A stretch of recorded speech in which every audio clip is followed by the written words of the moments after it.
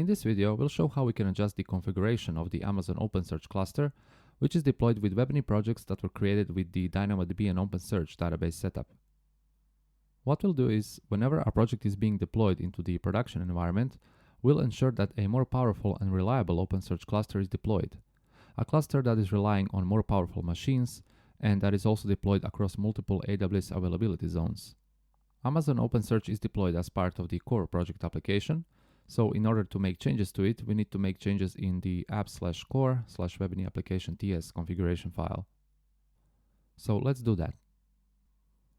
As we can see, within the function that we assigned to the Pulumi property, we're first using the onResource utility function, which enables us to intercept resource creation and, in combination with the useResourceOfType, enables us to target the specific resource whose configuration we want to adjust.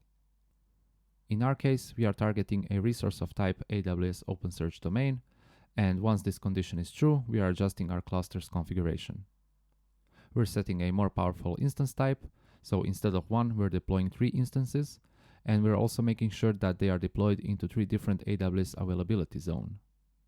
So with this code in place, we've made our OpenSearch cluster more powerful and reliable, which is ideal for production environments. But do note that this code isn't aware of the environment into which our project is deployed.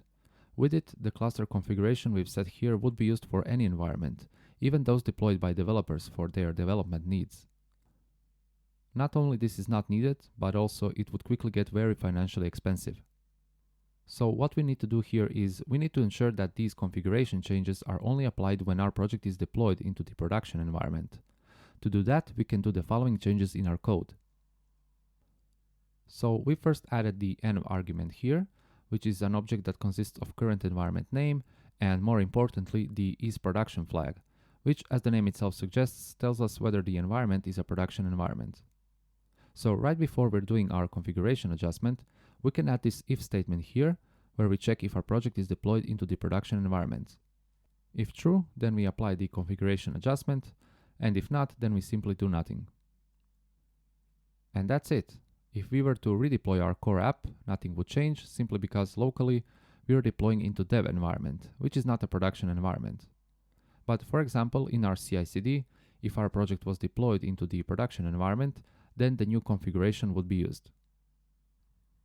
Before we end this video, let's just make 2 quick notes. First, note that by default, Webiny actually does deploy a more powerful OpenSearch cluster when a project is deployed into the production environment. It will deploy 2 T3.medium instances across 2 AWS availability zones. But over time, we've seen multiple cases where this was simply not enough, and that's when further adjusting OpenSearch configuration is a natural choice. Second, note that we can actually have multiple production environments. For example, instead of just the actual production environment, we might want to use the production cloud infrastructure in our pre-prod environments too, for example, the staging environment. Because of this requirement, in all 4 Webiny application TS files, we can also utilize the production environments parameter, which lets us specify the names of environments that are to be considered as production. By default, if we didn't specify anything, prod and production would be considered as production environments. But let's say we want to mark staging as a production environment too. To do that, we'd simply add it in the array. So with this in place, even if we were to deploy our project into the staging environment, the OpenSearch cluster configuration we specified here would be applied. In general, this is considered to be best practice, since we'd want to have as less differences between our pre-production and production environments as possible. By doing this, we are minimizing the chance of unpleasant surprises when ultimately deploying changes into our production environment.